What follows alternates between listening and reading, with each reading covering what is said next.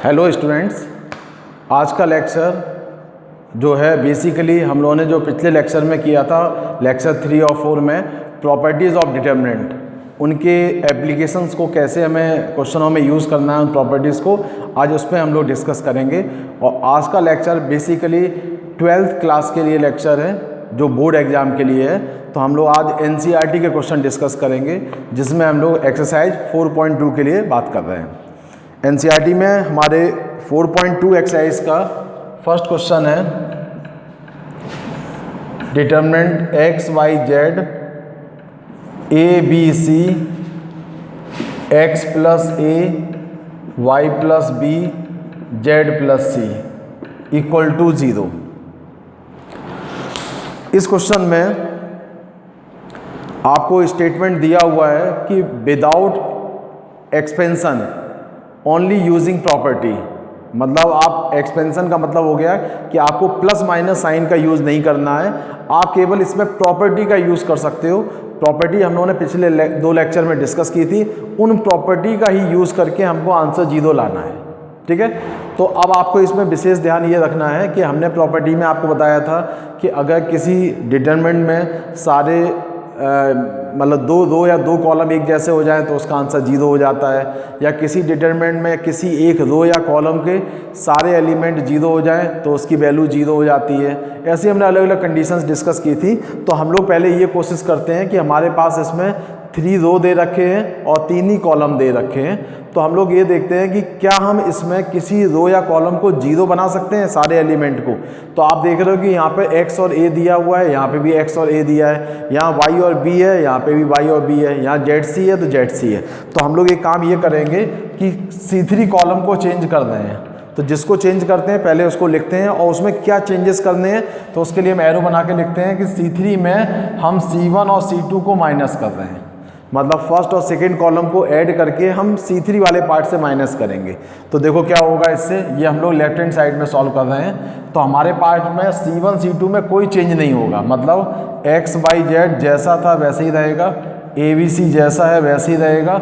इसमें से इन दोनों को माइनस करेंगे तो 0 आ जाएगा, दिख रहा है ना, x x कैंसिल हो गया, a a कैंसिल हो गया। सिमिलरली ये वाला पार्ट से इन दोनों को माइनस करेंगे तो 0 आएगा, इन दोनों पार्ट से इसको माइनस करेंगे तो भी 0 आ रहा है। ठीक है, तो इस डिटरमिनेंट में क्या हुआ, आपको दिख रहा है कि इसका जो थर्ड कॉलम है उसके सारे एलिमेंट 0 हो गए। तो आप लिखोगे all element of C3 are 0। तो इस वजह से डिटरमिनेंट की वैल्यू 0 हो जाएगी। आपको केवल इस प्रॉपर्टी को मेंशन करना है कि किस प्रॉपर्टी की वजह से ऐसा हो रहा है, तो वो प्रॉपर्टी आपने लिख दी और उसकी वजह से लिख दिया कि इसका आंसर 0 होगा। यही हमें राइट हैंड साइड में ही करना था। तो आपको दिख रहा है इस क्वेश्चन में हम लोगों ने एक्सपेंशन का कहीं यूज़ नहीं किया, केवल प्रॉपर्टी का यूज़ करके आंसर हम लोग इसको 0 कैलकुलेट कर ले रहे हैं। अब हम बात करते हैं इस पर सेकेंड वाले क्वेश्चन की। सेकेंड क्वेश्चन में लिखा है determinant a minus b, b minus c, c minus a, b minus c, c minus a, a minus b, c minus a minus b और b minus c equal to 0 prove करना है ना। तो हमारी पहली कोशिश इसमें भी यही रहेगी कि क्या हम किसी रो या कॉलम के अंदर 0 बना सकते हैं, पहली कोशिश। दूसरी कोशिश ये रहेगी कि अगर 0 नहीं बना पा रहे तो 1 बना लें, या हम तीसरी कोशिश करेंगे एक जैसी बना लें। तो फिलहाल यहाँ पे आपको एक चीज़ दिख रही होगी क्वेश्चन में, यहाँ a और b है तो यहाँ b और c है, यहाँ c और a है। इसको बोलते हैं साइक्लिक ऑर्डर। साइक्लिक ऑर्डर का मतलब होता है a के बाद b आना चाहिए, b के बाद c आना चाहिए, c के बाद a आना चाहिए, a के बाद b आना चाहिए। इसको साइक्लिक ऑर्डर बोलते हैं। साइक्लिक ऑर्डर के जो क्वेश्चंस होते हैं उनमें जनरली हम किसी एक रो में दोनों रो को ऐड करते हैं या किसी एक कॉलम में दोनों ही कॉलम को ऐड करते हैं। अब हम इसमें देखते हैं कि हमें क्या करना पड़ेगा। तो हम लोग इसके लेफ्ट हैंड साइड को लेके चलते हैं। लेफ्ट हैंड साइड में आपने देखा कि इस रो में भी ABC वगैरह ही लिखे हुए हैं और कॉलम के अकॉर्डिंग भी ABC लिखा हुआ है। इसमें आपको दिख रहा है कि जैसे C और A है तो बचे हुए पार्ट BC और AB के हैं। तो हम लोग एक काम करते हैं कि थर्ड कॉलम में चेंज कर रहे हैं और इसमें थर्ड कॉलम में से हम C1 और C2 को ऐड कर दे रहे हैं। ऐड क्यों कर रहे हैं? ऐड इसलिए कर दे रहे हैं कि अगर यहाँ ए नेगेटिव है तो इस जगह पे ए पॉजिटिव है, तो वो कैंसिल आउट तभी होगा जब हम ऐड करेंगे, है ना। तो इसलिए हमने इनको ऐड कर दिया। ऐड करने के बाद क्या हुआ, यहाँ पे थर्ड कॉलम हमारा चेंज हो गया, लेकिन C1 C2 में कोई फ़र्क नहीं पड़ेगा, तो जैसा है वैसे ही लिख देते हैं। तो C1 जैसा है वैसे ही लिख दिया इसको हमने C माइनस ए, C2 जैसा है वैसे ही लिख दिया इसको C माइनस ए माइनस बी, और हमारा C3 चेंज हो गया। तो इसमें हमने इन दोनों को ऐड किया तो क्या मिलेगा, C minus A plus A minus B plus B minus C. ठीक है, ऐसे ही इधर से आएगा A minus B plus B minus C plus C minus ए।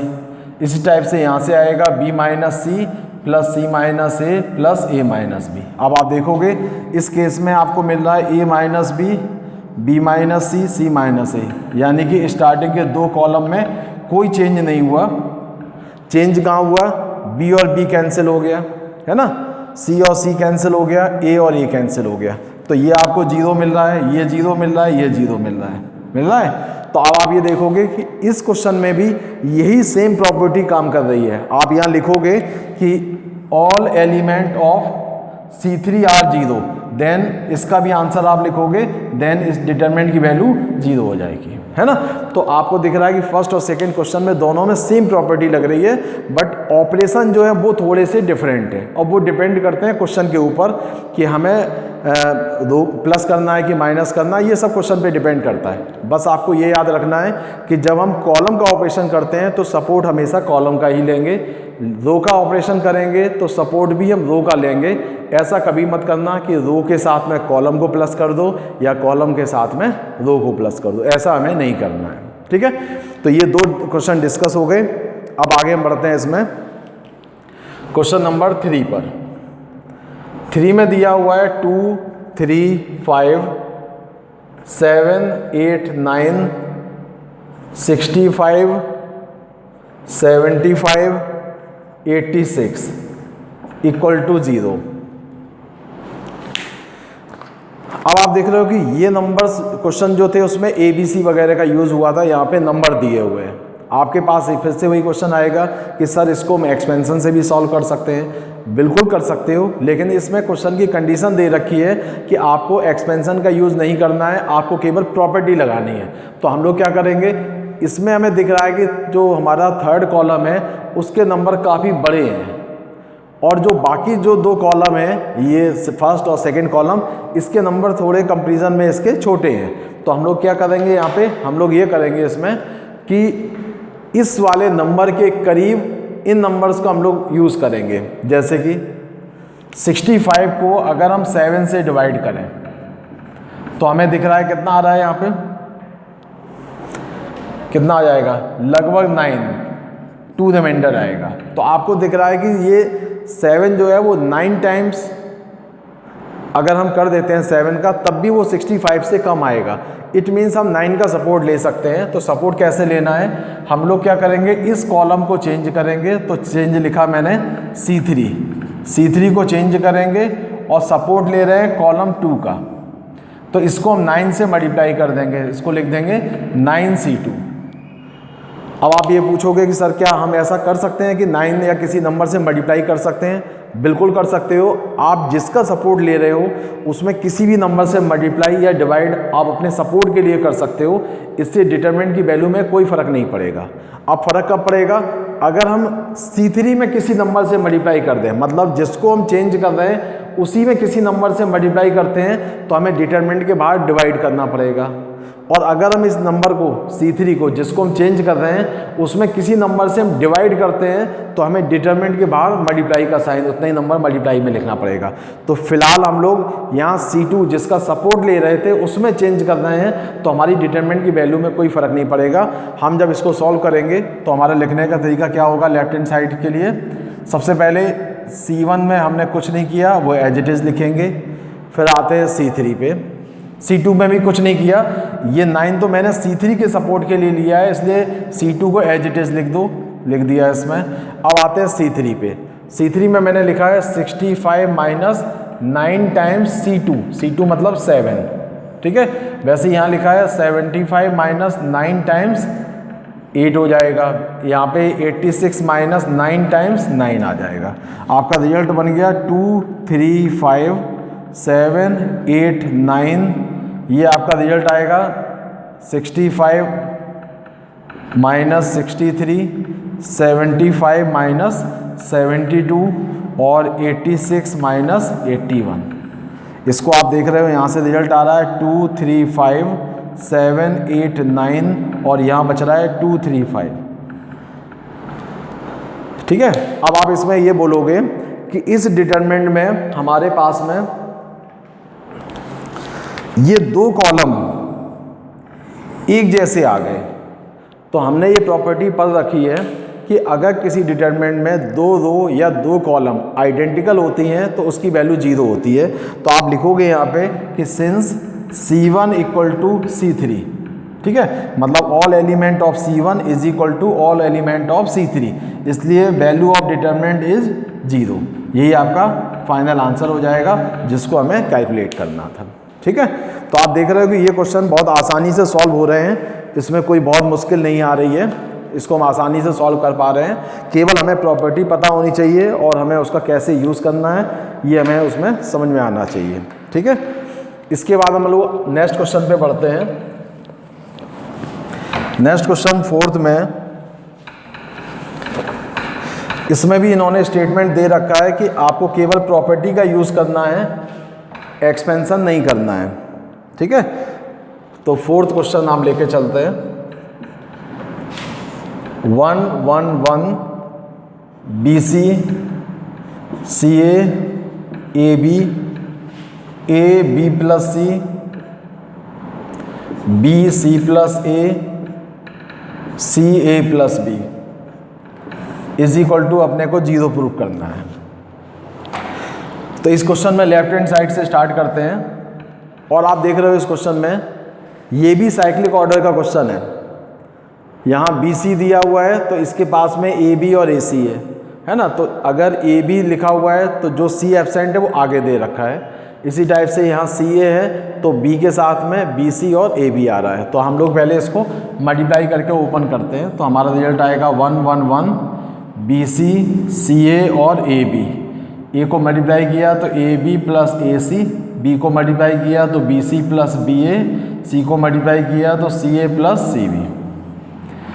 ठीक है, तो हमें अब दिख रहा है कि ये साइक्लिक ऑर्डर है। BC के बाद आ रहा है AB, AB के बाद आ रहा है AC, इसी टाइप से CA के बाद BC, BC के बाद AB, AB के बाद CA, CA के बाद, तो ये साइक्लिक ऑर्डर होता है। साइक्लिक ऑर्डर के क्वेश्चन में हमने आपको बताया हमेशा ऐड करना होता है, तो ऐड करते हैं। तो हम लोग क्या करते हैं, ये हमारा बड़ा कॉलम है तो इस कॉलम में हम इस पार्ट को ऐड कर देंगे तो सभी नंबर्स एक जैसे हो जाएंगे। तो हम लोग लिख रहे हैं कि C3 में हम लोग C2 को ऐड कर दे रहे हैं। ऐड करने के बाद क्या होगा, C1 में तो कोई चेंज होगा नहीं है ना, उसमें कोई मतलब नहीं है। C2 में भी कोई चेंज नहीं होगा, जैसा था वैसा ही लिखा जाएगा। अब इन दोनों को हमने जब ऐड किया तो क्या मिलेगा, AB plus AC plus BC, यहाँ से आ जाएगा BC plus BA plus CA, यहाँ से आ जाएगा CA plus CB plus AB। ठीक है, ये हमारा रिजल्ट आ गया। अब आप इसमें देख रहे हो जो हमारा थर्ड कॉलम है इसमें से कॉमन क्या आ रहा है, AB plus BC plus CA common आ रहा है। तो आपने ले लिया यहाँ पे take common AB plus BC plus CA from C3 third column से। तो हमें देखो यहाँ से रिजल्ट आ गया AB plus BC plus CA और डिटरमिनेंट बनाएंगे तो यहाँ लिखेंगे 1 1 1, इसमें लिखेंगे BC CA और AB, और लास्ट में क्या होगा, जब इसको कॉमन लेंगे तो यहाँ क्या बचेगा 1, यहाँ भी बचेगा 1, यहाँ से भी 1, तो 1 1 1।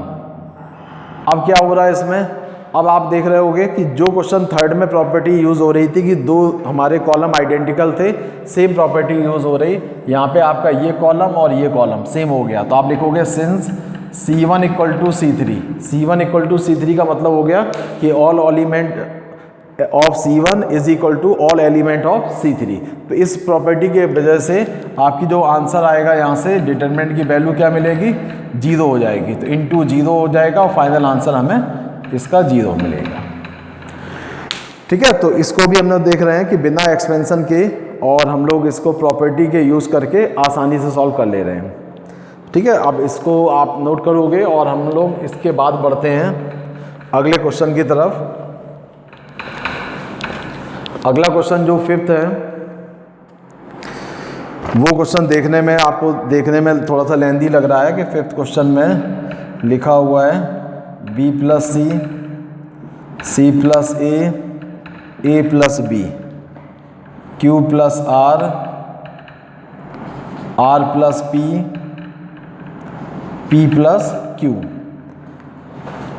y plus z, z plus x, x plus y is equal to 2 times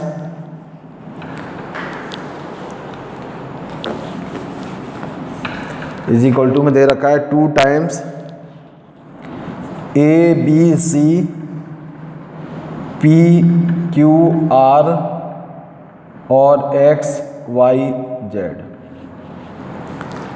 ठीक है, अब आप देखोगे इस क्वेश्चन में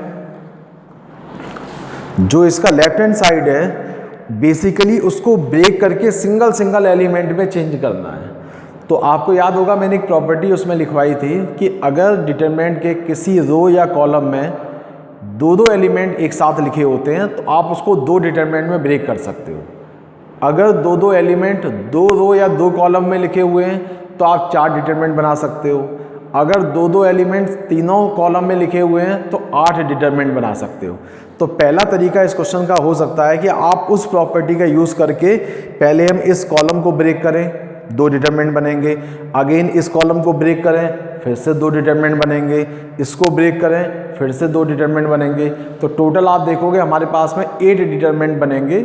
उनमें से कुछ डिटरमिनेंट की वैल्यू 0 हो जाएगी और कुछ को ऐड करके हमें आंसर मिल जाएगा। तो एक तरीका ये हो सकता है, लेकिन ये थोड़ा टाइम टेकिंग भी है और साथ ही साथ लेंदी मेथड भी है। तो हम लोग थोड़ा सा प्रॉपर्टी और दूसरी प्रॉपर्टी का यूज़ करके इसको सॉल्व करते हैं। तो हम लोगों ने लेफ्ट हैंड साइड इसका पार्ट लिया। लेफ्ट हैंड साइड में हमको एक चीज़ दिख रहा है कि जो इसका फर्स्ट कॉलम है उसमें ABC से रिलेटेड टर्म दे रखे हैं, सेकेंड कॉलम में PQR से रिलेटेड टर्म है और थर्ड कॉलम के पास में XYZ से रिलेटेड टर्म है। तो हम लोग इसमें सपोर्ट लेंगे रो का, क्योंकि ये रो में इन दोनों का एक ही नेचर का पार्ट है। इस रो में जो नंबर है उसी से नेचर से रिलेटेड इसमें भी है, इस नेचर के रिलेटेड इन दोनों में भी दे रखा है। तो हम लोग प्रॉपर्टी लगाएंगे रो की। और आप इसमें देख रहे हो साइक्लिक ऑर्डर है, यहाँ BC है तो यहाँ C है, यहाँ AB है, यहाँ QR है तो यहाँ RP है, यहाँ PQ है, यहाँ YZ तो ZX और XY। तो ये साइक्लिक ऑर्डर है। तो ऐसे में हम लोगों ने बताया था कि आप सारे रो को या कॉलम को ऐड करते हैं। तो फिलहाल हम R1 को चेंज कर रहे हैं और R1 में हम ऐड कर रहे हैं R2 प्लस R3 को। ठीक है, तो ऐड करेंगे तो हमारे पास रिजल्ट क्या आएगा, इसमें ऐड करके आएगा 2A plus B plus C।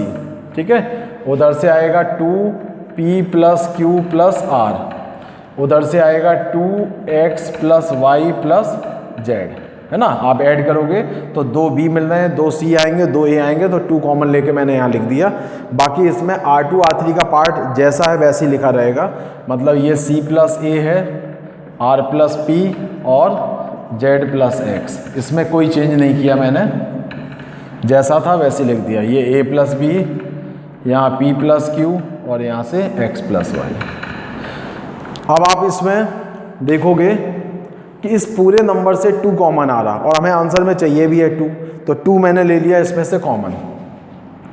2 common लेने के साथ में तो मैंने लिख दिया टेकिंग 2 कॉमन फ्रॉम R1।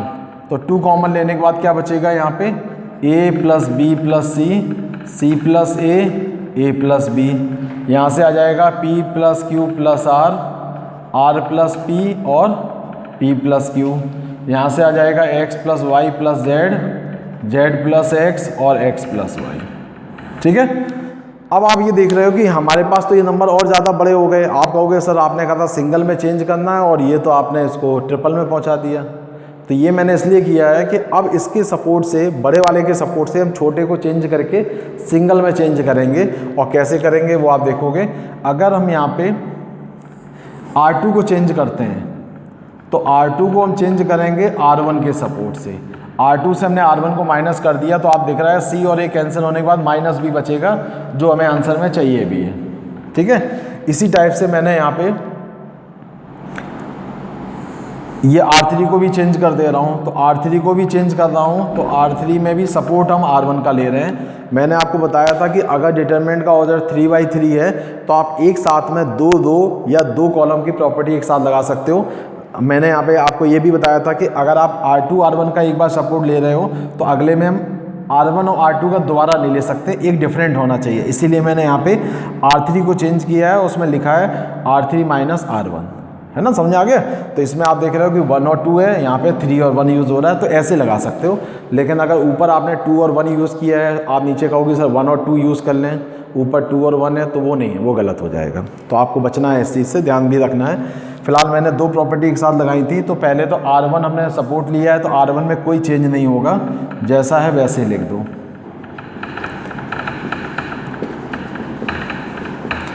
जब आप R2 से R1 को माइनस करोगे तो माइनस B मिलेगा, इससे इसको माइनस करोगे तो माइनस Q मिलेगा, इससे माइनस करेंगे तो माइनस Y मिलेगा। अब आप R3 को चेंज करो R1 से, इससे इसको माइनस करोगे तो माइनस C, इससे माइनस किया तो माइनस R, इससे माइनस करोगे तो माइनस का Z आ जाएगा। ठीक है, 2 पहले से लिखा हुआ है वो लिख दिया। अब आप इसमें देख रहे होगे कि जो आंसर हमें चाहिए उसके हम काफ़ी करीब पहुँच गए हैं, और उसमें थोड़ा सा चेंजेस और करके हम लोग फाइनल आंसर को पा लेंगे। तो हमें थोड़े बहुत चेंजेस क्या करने हैं, सबसे पहले तो इसमें से माइनस कॉमन लेना पड़ेगा। तो आपको दिख रहा है कि हमारे इस रो में माइनस कॉमन आ रहा है, इसमें भी माइनस कॉमन हो रहा है। तो 2 माइनस कॉमन लेने पर वापस ये क्या हो जाएगा, प्लस का 2 हो जाएगा, 2 माइनस कॉमन आएंगे, ऊपर बचेगा A plus B plus C। या एक काम और कर सकते हो, अब ये माइनस कॉमन नहीं लेते हैं। अभी हमको दिख रहा है कि जब ये B और C नेगेटिव है और ऊपर सारे पार्ट प्लस के हैं, तो हम R1 को चेंज कर लेते हैं, थोड़ा चेंज करते हैं। तो हमने लिख दिया R1 को चेंज करते हैं, R1 में हम R2 R3 को ऐड कर दे रहे हैं। ऐड क्यों कर दिया, क्योंकि यहाँ पे सारे पार्ट प्लस के हैं, इनको ये माइनस के ऐड करेंगे तो कैंसिल आउट होके A बचेगा। तो चलो करते हैं इसको। तो क्या आएगा यहाँ पे, इनमें इन दोनों को ऐड किया तो ऊपर आएगा A, इसमें इन दोनों को ऐड किया तो बचेगा B, इनसे इन दोनों को ऐड किया तो बच रहा है X, नीचे आपका बचा माइनस। तो हमने अब इसमें से माइनस कॉमन ले लेना। ठीक है, तो अभी कॉमन एक स्टेप बाद लिख देंगे, ये आ गया माइनस C माइनस R और माइनस Z। अब हम लोग इसमें से माइनस कॉमन लेंगे, साथ ही साथ इसमें ही माइनस कॉमन लेंगे, तो वापस प्लस हो जाएगा और रिजल्ट आ जाएगा A P X B Q Y और C R Z। ठीक है, अब आप आंसर मैच करो, A B C लाना था आ गया, यहाँ P Q R लाना था वो भी आ गया, X Y Z लाना था वो आ गया। तो यही हमारा राइट हैंड साइड आपको प्रूव करना था, यही हमारा फाइनल आंसर है। तो आप देख रहे हो कि क्वेश्चन थोड़ा सा लेंदी ज़रूर था, लेकिन हम लोगों ने आसानी से प्रॉपर्टी को सही तरीके से यूज़ करके इसका आंसर कैलकुलेट कर लिया और आंसर भी इसका सही आ गया।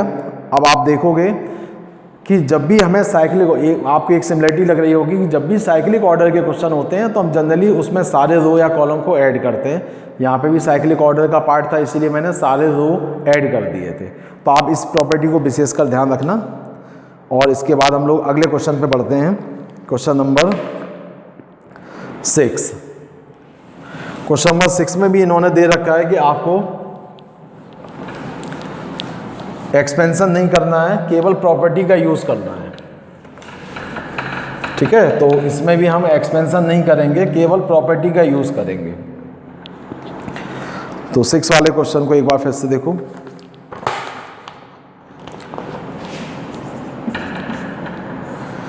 Zero A minus B minus A 0 minus C।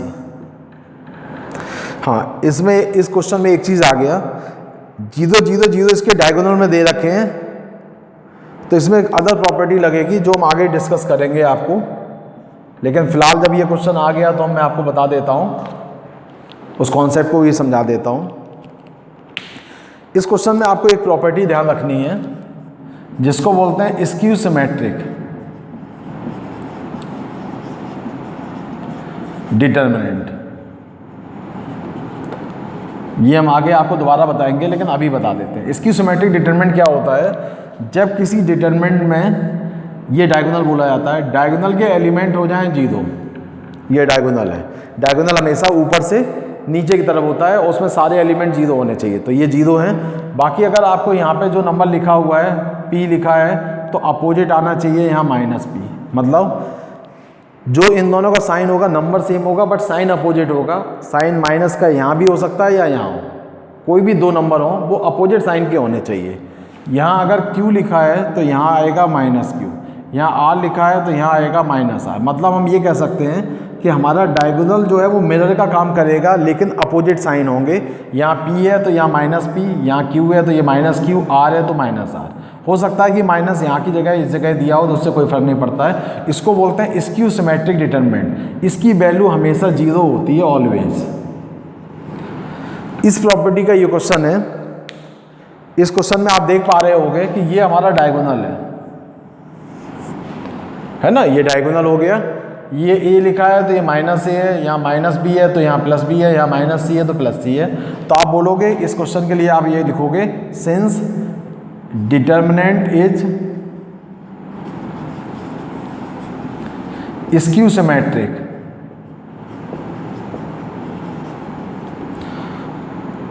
So it's value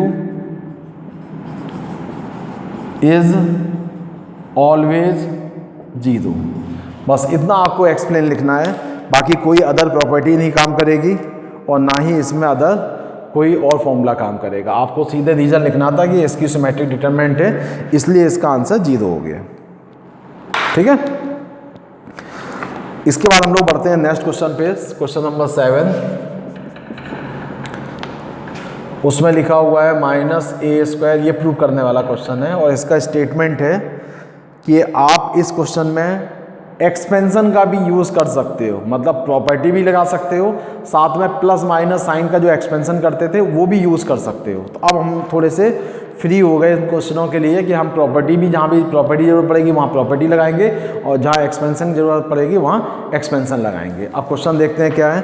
-a² AB AC BA -B² BC CA CB -C²। ठीक है, और इक्वल टू में लिखा हुआ है 4a² B² C²। ये आपका क्वेश्चन हो गया। क्वेश्चन में आपको मैंने बताया कि आप इस क्वेश्चन में प्रॉपर्टी के अलावा आप एक्सपेंशन भी कर सकते हो, लेकिन शुरुआत एक्सपेंशन से मत करना, क्योंकि अगर आप डायरेक्ट एक्सपेंशन करोगे तो क्वेश्चन कॉम्प्लिकेटेड हो जाता है कई बार और फिर सॉल्व भी नहीं हो सकता। हो सकता है ये क्वेश्चन आप डायरेक्ट एक्सपेंशन कर दो बिना किसी प्रॉपर्टी के लगाए तो आंसर आ जाए, लेकिन ऐसा हर क्वेश्चन में नहीं होगा। इसलिए आपको सावधानी रखनी है कि पहले हम जितनी प्रॉपर्टी से इस क्वेश्चन को छोटा कर सकते हैं, आसान कर सकते हैं, 0 बना सकते हैं, 1 बना सकते हैं, तो वो काम हम लोग करने की हमेशा कोशिश करेंगे। इसके लिए हम लोग सबसे पहले इस लेफ्ट हैंड साइड में एक पार्ट देख पा रहे हैं कि इसके फर्स्ट रो में से कुछ नंबर कॉमन आ रहे हैं। क्या कॉमन आ रहा है? A कॉमन आ रहा है। सेकेंड वाले रो से क्या कॉमन आ रहा है? B कॉमन आ रहा है। थर्ड रो से क्या कॉमन आ रहा है? C कॉमन आ रहा है। तो हम लोग बोलेंगे A इससे कॉमन आ गया, B इससे आ गया, C इससे आ गया, तो A B C तो आ रहा है कॉमन। कॉमन लेने के बाद जब हमने A इससे कॉमन लिया तो क्या बचा? -A B और C। इससे हमने B कॉमन लिया तो आया A -B और C। इसमें से C कॉमन लिया तो आ गया A B और -C। ठीक है, क्वेश्चन आपको दिख रहा है काफ़ी आसान हो गया।